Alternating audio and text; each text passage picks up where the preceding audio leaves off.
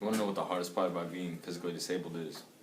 And I know it's not the obvious answer because 99% chance you're going to say it's being unable to walk correctly, unable to be like everybody else. But that comes after you realize that you're physically disabled. Because this is the only body that I know.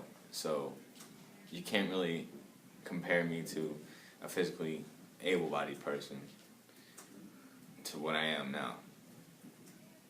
Because I've never been in an able-bodied.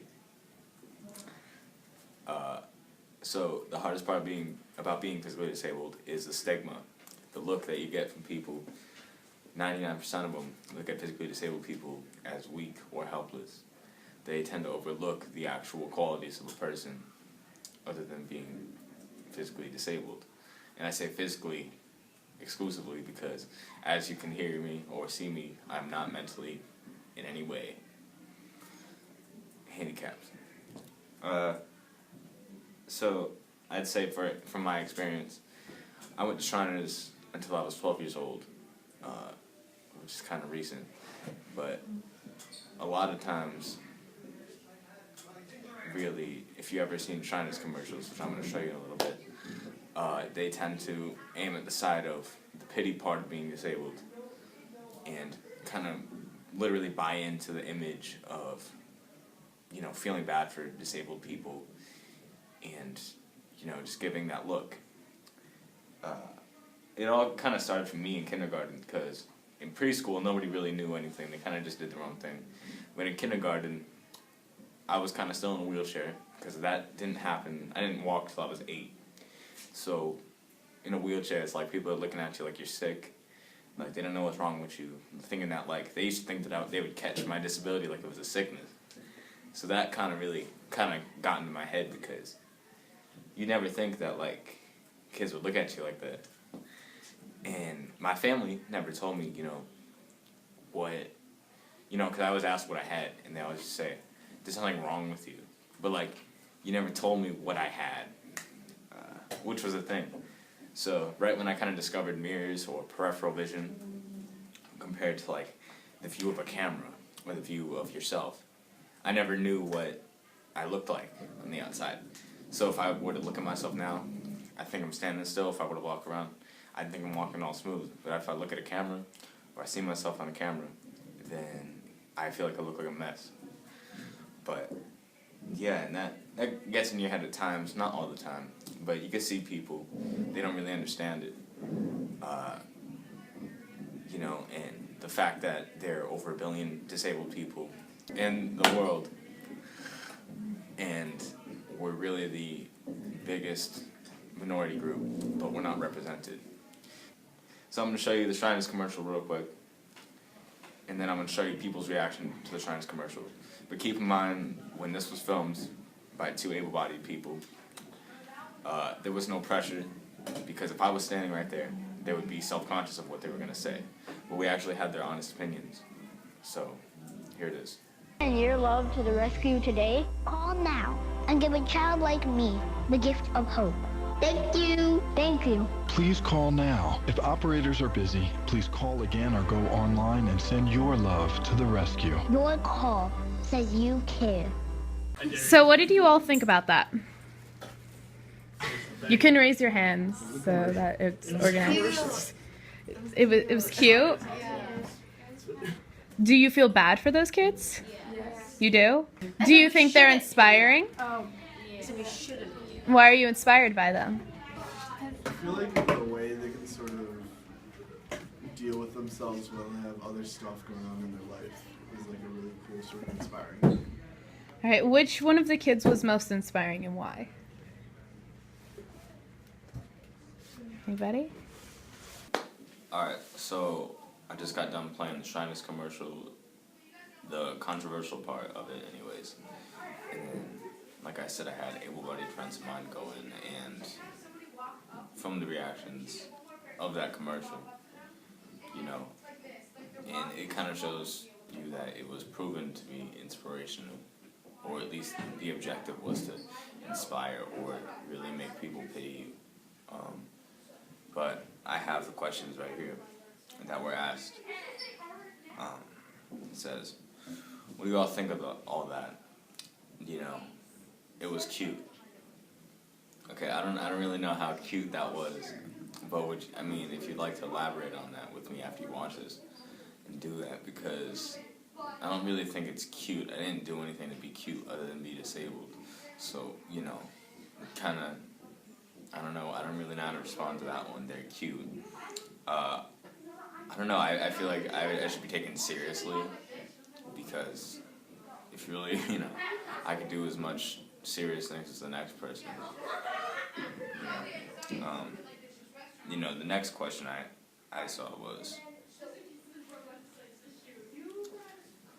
do you feel bad for those kids? Yes. I mean, I don't know, I wasn't really feeling anything about that question, because it kind of made sense, you know, but the struggle of being physically disabled isn't really the physical part. I mean, because usually, yeah, you will have those struggles when you're younger, and you'll be like, why can't I ride a bike? Why can't I do this? And then you're like, you know, I got over it myself. I'm not sure about anyone else, really. You know, I just found what I was good at, and that didn't have anything to do with, you know, being physically able-bodied or not. But the hard part about it is how people perceive, you know, physically disabled people, because if I'm growing up, I don't want to be looked at as cute for no reason other than being handicapped. I don't want to be, like, not taken as serious. You know, I don't want to be inspiring for waking up in the morning and eating breakfast. Like, it didn't take me a lot of effort to do that. So, I don't know, it shouldn't make sense. I don't feel like that makes me exceptional.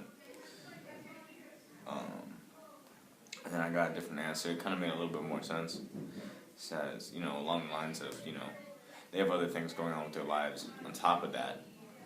That's true, but I don't know. It's really, that's not my main focus. I don't think about my struggles physically every single day, because I kind of just go with the flow. But that doesn't really make me inspiring, really, because it's not you know what I mean?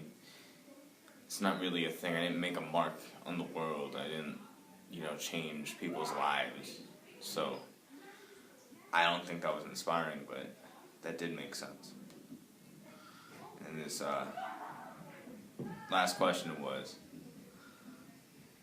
which kid was inspiring and why?